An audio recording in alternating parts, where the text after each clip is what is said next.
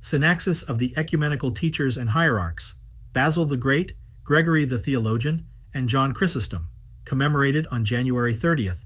Synaxis of the three Hierarchs, Basil the Great, Gregory the Theologian, and John Chrysostom.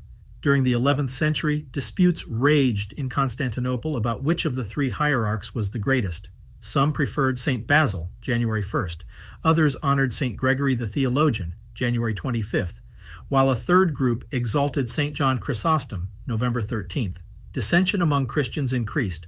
Some called themselves Basilians, others referred to themselves as Gregorians, and others as Johnites.